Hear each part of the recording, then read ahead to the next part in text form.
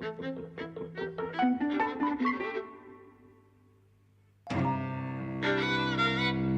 and welcome to Eavesdropping at the Movies. I'm Mike. And I'm Jose. And we've just been to see Juror number 2. It's had a really limited release in the US. It's been dumped. Yeah, completely. Like, they really, Warner Brothers wanted to put it on Max, like they kind of do with everything, their HBO Max service.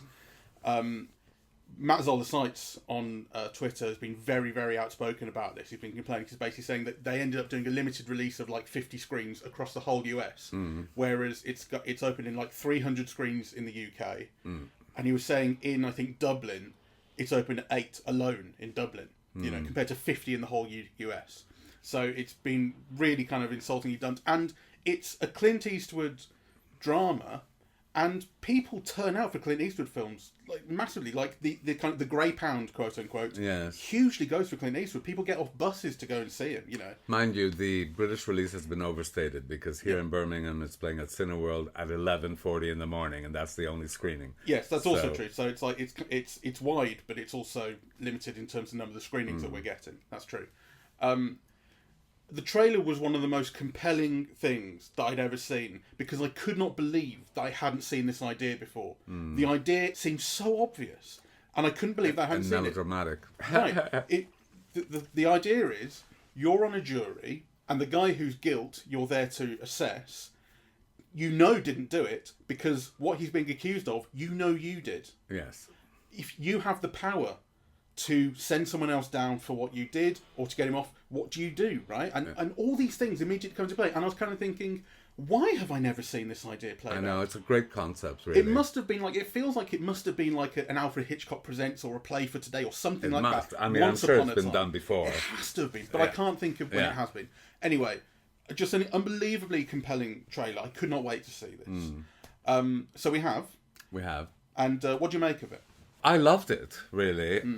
So it's one of those films that I loved. I thought the ending was phenomenal. By the way, I think we are going to have spoilers ahead. Spoilers are going through the whole... Because it's very difficult to talk about the film in a kind of... with any depth. The film is all about the information that comes out, secrets people hold, all that kind of thing, and there's no way of not talking about those things. That's right. So, spoilers coming up. So, I loved the ending. I loved the presentation of the information to the audience. I thought some of it was a bit cliched, and you've seen it before in like 12 Angry Men and things like that. It's a huge reference point, 12 Angry Men. And the makeup of the jurors, you can see they're all types, and of course in a way they all need to be, and you know. But I must say, I found it constantly interesting. It did grip me. I was very curious to see how it would develop and how it would end, right? You know, I was thinking of all the variations that there could be in the ending. So that was, you know, quite gripping. And I also loved the look of the film, right? So, you know, yesterday we were talking about Venom and how it looked washed out and we not were talking lit about lighting, and I was decrying the state of lighting. Yeah. And now, since seeing Venom, I think we've seen two films that go against what I said, because this and Heretic yesterday are both very nicely lit. Yeah. This one is very particularly, I think, beautifully lit, so that, you know, kind of you see the blue in Nicholas Hoult's eyes, and, you know, the flesh has depth and texture, and, you know... there are ideas with the lighting as well. Yeah, and as you say, some of it is not the most original. There's a lot of this film that you feel like is a reconfiguration of the kind of ideas you've seen before in some ways, and it's things like sitting on your own in your living room with the moonlight coming through the blinds, playing on your face. You know, and it creates a feeling, you know, and the actors are part of that. And Clint Eastwood and his cinematographer, who I want to look up, give me a second, because I think he might be Québécois. I think it's Yves Bélanger or something like that. Yes, Yves Bélanger. He's worked with Xavier Dolan, Alain Desrochers. Right, Desrochers, okay. And so he's a Québécois. Jean-Marc Vallée. Yeah, so all the great Québécois filmmakers. And he does a beautiful job here, you know, and I wanted to signal it because it is the opposite of what we were saying a few days ago. And it serves the film beautifully. And I kind of want to make a point of it because, you know, it seems to me that Clint Eastwood, as a filmmaker, Yeah, for me, his weakness is that he never, or I can't remember, and I think I've seen a lot of his films. I mean, not all because he's directed so many, but quite over half, right? And I don't think there's a single kind of memorable image that stays with me in any of his films. Yeah, he's always anything from Unforgiven. There are at least one or two. I remember scenes. I remember dialogue. I remember Gene Hackman. Yeah, the slashing of the prostitutes. I mean, I remember moments from the film, but I don't remember images. Sure. Okay. Yeah. I'm not. I mean, obviously he's a director, so he must think in images to a degree. Yeah, but I'm not sure that that's his strong suit. You know. Yeah. But he's kind of wonderful at audiovisual storytelling. Yeah, at kind of, at pointing you to the thing to see. I was really kind of impressed with the wide angles in all of the courtroom scenes. Yeah, he's not afraid of letting things air. Yeah, and then kind of drawing your attention to particular things. Yeah, so I kind of, I liked all of that very much. He's very good, I think, in those courtroom scenes at building triangles between the prosecutor or the defender's attorney questioning, and the witness answering, and Nicholas Hoult's character, the main character who has done this thing, who's wondering what he's going to do and everything, and of course the two talking to each other don't know anything about him. They don't know that he's important, but all our focus is drawn to him in the middle of this triangle. You see that setup, that staging quite a few times. I mean, I was so impressed with Nicholas Hoult and Gabriel Basso. Yeah, Gabriel Basso has been, is it The Night Manager or something like that on Netflix? And, I thought he was wonderful in that. I love that series. The Night Agent. The Night Agent. Right. I loved him in that. He plays the defendant. And he plays the defendant. And he's got this very interesting look because it's a combination of rough looking, but he's got like Bambi eyes, kind of, So he's got all the tattoos and so on. And he looks like a hard guy, but he looks like a hard guy with feelings. Which is exactly right, isn't it? For this role? And when he gives his evidence, you feel them come out, and it feels very, very real. That, I couldn't have killed my girlfriend. I love her too much, and it's just a mistake. And what we understand is because of the way all the information is parceled out over time. What we understand is that he and his girlfriend had this fight at this bar, and she walked home. He left her to walk home, and purely by coincidence, the Nicholas Hoult character, who was also at that bar, was driving home in pouring rain, pitch black darkness, hit something. He thought it was a deer. There was no sign of the body, whatever it was, and it's only when this case comes up he realizes it was no deer. So yeah, and that scene where he's giving his evidence, the defendant, and you're right. It really undercuts that look, and shows you that kind of, gives you access to a kind of fragility that you wouldn't necessarily expect from someone who looks that way or lives that kind of life. Because we're also told about kind of previous convictions and that sort of thing. But it undercuts it and feels very, very real. Like it doesn't. It could feel like it could feel kind of phony, right? It could feel like. It could feel very mechanical. We've set up a guy to look and sound and feel just like this, and we're going to try and undercut it, and it would not work. It really works, right? You believe everyone in this. I had and I have certain reservations about the film, kind of, I suppose, on political grounds, because the whole beginning seems to me to be an anti-feminist setup. Yeah, it's like, oh yes, all the women, he's violent, he's abusive, he's this, he's guilty, right? Yeah, and the whole film is about disproving that, right? So it does have a kind of an anti-woke dimension. Maybe, yeah. It's certainly going very specifically like we have to listen to every bit of evidence in this. We can't just make the assumptions that we want to make. And in that sense, obviously, you know, the film won me over. I do know what you mean. But initially, I thought it really is kind of setting up all these women to be wrong, right? Which, you know, it leaves a bad taste in your mouth, because imagine if that setup had been around race, rather than kind of gender, and if all these black men were then proven to be wrong and prejudiced, it kind of doesn't feel right, really. I do know what you mean, because it does seem like you get those early jury scenes where everyone immediately says, "Yeah, he's guilty. Yeah, turn him down." And he called her a bitch. And there is something kind of there does feel something specifically gendered about most of the women, or maybe just some of the women who say he's guilty and this is why. Whereas the men they don't have that. They just, I mean, they want to get home. This is the other thing. I think this is a real kind of Clint Eastwood thing, right? Because he's a lifelong conservative and he's like 93 now.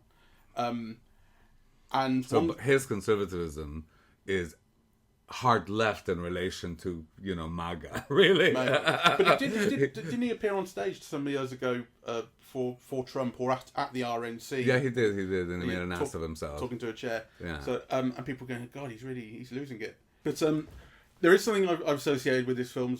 I was going to say recently, maybe it goes back a very long way, which is a kind of distrust of the system, sort of thing. Yes. Because that's what a lot of this comes down to is the system. There's a huge amount of irony when they're doing jury selection, and the judge says, "None of you want to be here," and I get that, but that makes you the perfect people to be here because you're not invested, you're not biased, this, that, and the other, right? There's so much irony, I feel, layered into that, because I don't know about you, but the first thing I was thinking when she said that was, no, what it means is that they're all invested in trying to make a quick decision and get home as soon as possible. And when you get into the jury room, that's all they're saying is, I need to get home to my kids. I'm sick and tired of being here. And when Nicholas Hoult is the one holdout, which is a very 12 Angry Men thing, the one guy who says, no, we need to talk about this. It's the one woman in particular, the black woman, there's two black people on jury, one man and one woman. And she's the one who immediately is sick and tired of the fact that she's going to have to stay here for longer because he's making her wait. Yes. I mean, I did feel, it's funny you mentioned race, because I felt there was a real racial component, at least early on, to those two characters and the way they were behaving within the jury, the way they responded to Nicholas Holt's character. There is, and in a way that, frankly, is a bit, I was going to say unbelievable. It's not quite unbelievable, but it lacks credibility, let's say, right? Because you would think that black people would be so much more conscious of constant miscarriages of justice, of deliberate miscarriages of justice. They'd want to give the person on trial every chance possible because they would know better than almost anybody how often kind of the law could work against you, right? And instead, they're the ones who are kind of most insistent on guilty verdicts, right? Yeah, and I think and if you're doing that, it would have been more interesting than to actually racialize it, like "fuck you, white boy," right? Like, but that is kind of part of the basis of that, is it? Right? Well, it's "fuck you, white boy" to the defendant, not to Nicholas Hoult. I mean, they definitely, certainly the man, and then later on we learn that he notices his gang tattoo, and this man, his brother, I think, was in this gang and died, and he has a very personal relationship with the gang that this defendant has been associated with, but I think there's very much a component of this kind of hillbilly hick type prejudice. Yeah, it feels like that. Right? There is for sure. But the thing about the kind of distrust of the system, because this is what we are basically set up, at least early on, to I think believe in the system, even though there is that irony I mentioned. The system is here to see justice, and that's what we're meant to believe in. And the character who really speaks to an undercutting of that is the DA, or she's going for DA, and then she becomes DA when she wins. Toni Collette, Toni Collette character who's prosecuting, because she is the one who starts to believe that this might be a miscarriage of justice and we've got it all wrong. And there's this thing about doing your own investigation. Again, there's a 12 Angry Men connection, because that happens in 12 Angry Men, bringing the knife in, and you're not supposed to do that. Here, I mean, the thing in 12 Angry Men was he brought his own knife in and said, I could buy this, and then nothing was made of it. Whereas here, the J.K. Simmons character goes off and does his own research and is dismissed from the jury for it, right? Like, there's a consequence for that here. The film understands. And obviously she is going off, and which on the basis of that information, she goes off and starts doing her own investigation. And by the time the film concludes, we've got a miscarriage of justice, The guy has been sent down for this. He's got the guilty verdict. Nicholas Hoult has capitulated.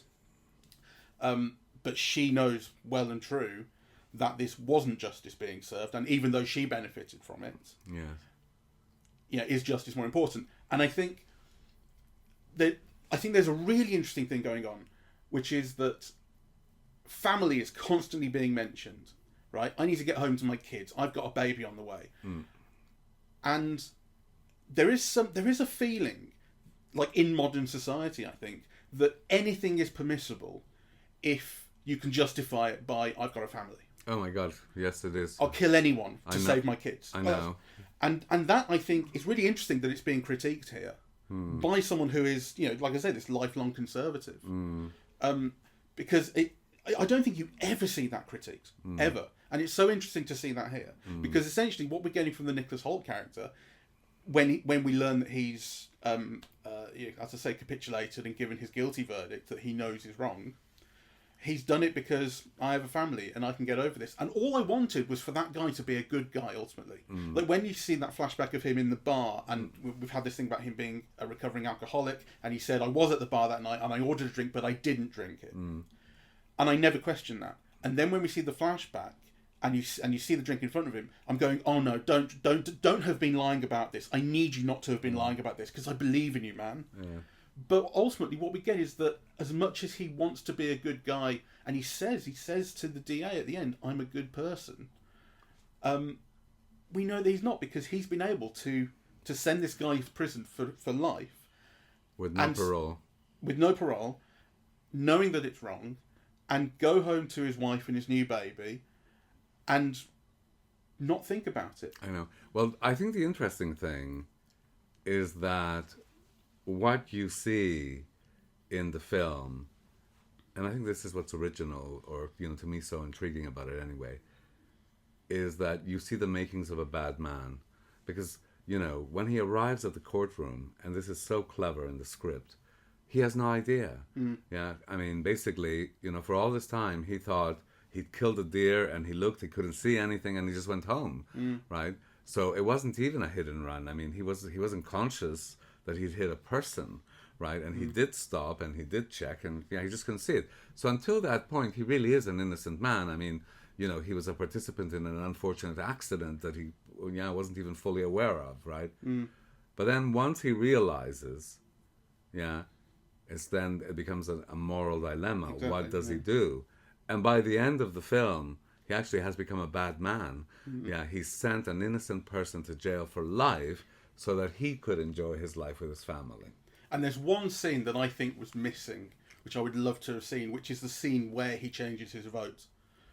Because the whole film we've been seeing him, making sure that the jury questions it and not wanting to send this guy down because he knows it's wrong to, even though obviously he's not saying that to the jury, but he knows it's wrong to, and he's trying to draw this out and change their minds. And then we see the guilty verdict being read out in court, and he's not there for it. And I think you really need to have seen that scene. Like the way in which the information is then delivered, as to the context around him delivering that verdict, I think is dissatisfying. I think I needed to see it happen. I think you're right. I just assumed that was the day the baby was born, because it certainly was. His chair is just shown as being empty. Yeah, and then the next time we see him, the next scene is him in hospital with his wife with the new baby. So that's obviously what's happened. But he does. Well, so is that it? That he needed to have given his vote, though. He needed to have given it, and you needed to have seen that moment of transition. You're right. I think you do. I really felt the lack of it.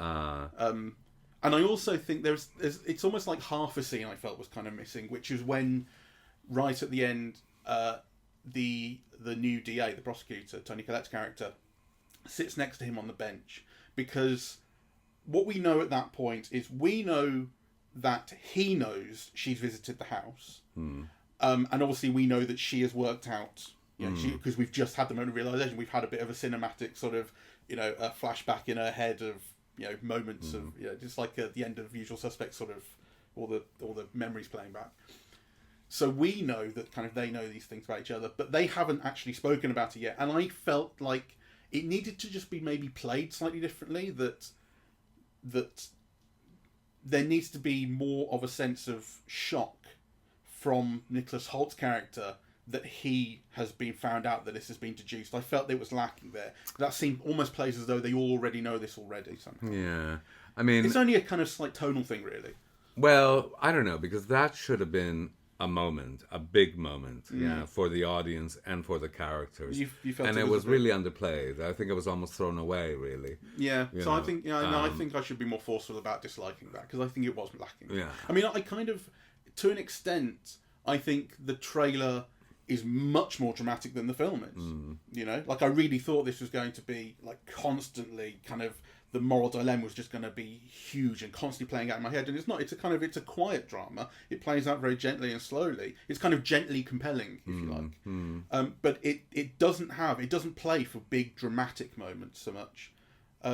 Maybe the biggest is where Nicholas Hoult cries because his wife has been visited. He's by so wonderful in that. It's like that's the scene where I thought for the first time in my life, oh, I do really like this guy. I spent a long time finding him quite annoying. Maybe because I first saw him in About a Boy where he was 13 and he was an annoying little kid and I just didn't like him much in that. And maybe that coloured like my whole view of this guy. And also he's in Skins, which I wasn't a huge fan of. But here, I mean, that scene in particular completely won me round. Yeah, he's wonderful. He's amazing. He's amazing throughout. He's so transparent. So much of this film is just based on him on his eyes, really. Taking in information. Yeah. He's constantly listening to, like, the first half of the film, particularly, listening to all the evidence and everything, is him in a constant state of learning what the situation that he's in is and what the past actually was and so on and so forth. And you can see it written on his face. I'm learning all this, and what am I going to do with this? It's a really, really, really remarkable performance. Yes. Yes, I hope it's seen, actually. Because it's definitely a role in a performance that should catapult his career into a different level if it's seen, really. Although his career is already at a very high level. I mean, I think he is. He's never carried a film. Maybe so. Yeah. Maybe. Yeah. So, and he's exactly that age. I mean, if he's not going to be like, a leading mass star who something is built around now, then. It kind of becomes rarer and rarer. And he's very charismatic and he's very good, so which is a very rare combination. I thought the film was very interesting because it was a real lovely surprise to see J.K. Simmons and Kiefer Sutherland. J.K. Simmons, yeah. And I wish Clint Eastwood had dotted the jury with stars. Yeah, I know what you mean. Because that would have fleshed out. It would have fleshed out the writing, right? Because the writing of those characters, I think, is quite stereotypical, and kind of in a way it has to be because they get like 3 lines or something, right? The jurors, right? So kind of this is a moment where kind of casting former stars or people with a star persona could really flesh out and add texture and drama to to the scenes. So I was it was a shame that kind of there wasn't more of that star casting throughout. And I'm sure he could have gotten. I'm sure people like with Woody Allen, people are very eager to work with Clint Eastwood. So I felt that was a little bit like a missed opportunity. But that said, I really, really enjoyed it, and the ending was terrific, right? You mean the very, very last scene? The very, very last shot, scene. almost? Yes. Yeah.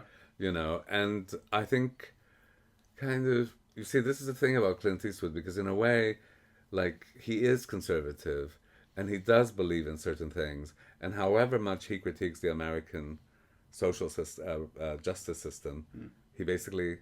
or at least the film has faith in it. Well, it has faith in people. I think it lacks the faith in the institution. It says you have to go outside the institution. But I mean, ultimately, what we get at the end, institution is its people. Yes. Kind of. There's no throwing away of the badge here, as in Dirty Harry. Or, I mean, the DA comes through, right? Although there is, well, yes. So the ending of the film, we should just say. I mean, if you got this far, you must have seen it. But it's that Nicholas Hoult, having delivered the verdict and the defendant having gone down for life, settles in to his life with his wife and his new baby, and they're going to be very happy together. And he gets a knock on the door, and it's the DA, Toni Collette. She's there, and they just look at each other because he knows he has not got away with this. She is going to pursue this. Yeah. But the bit of context we have just before that is her in her new office, having won her election, being congratulated by the public defender, Chris Messina, who she knows very well. I really like Chris Messina, by the way. Yes, I like him as well.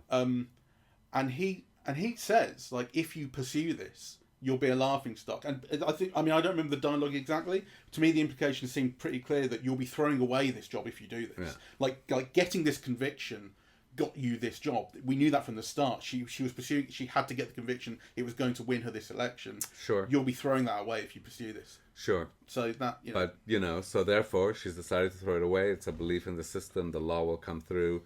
The implication is, and actually it's a very good way of ending, because the implication is that Nicholas Hoult will pay for it, but hopefully not too much. Yeah, because after all, he is innocent, really. Yeah, the reason why the film is so interesting is because it's quite murky, right? Like, kind of, Kiefer Sutherland tells them, you'll never get away with it, right? Even though you're innocent, right? Even though it was like an accident, right? Yeah. And no one will believe you. You're an alcoholic, blah blah blah blah blah blah blah. Mm-hmm. So in that sense, there is a critique of people's prejudices and what's brought to bear on the decision-making process. But I think there is also an ultimate kind of upholding, of the justice system. The film ends with justice on the way to being done. Mm. Yeah. So I found that interesting. Yeah. Yeah, I do know what you mean. I still think it's very heavily based on the individual decision. Though. Well, sure. She has to make that decision to do this, and she will be throwing things away by doing it. If justice was truly to be done, she should be able to survive that. But you get the feeling that she is sacrificing those things to do the right thing. She is, absolutely. Yeah. But like I say, to me that reads as very much an individual decision rather than ultimately faith in the system. But she is the DA, and actually, kind of what you see is that the system, with all its flaws, is also peopled by good people. Mm-hmm. The judge, the jury head, who's kind of constantly trying to do the right. So obviously, kind of, people are involved in their own lives and they want to leave early and blah blah blah blah.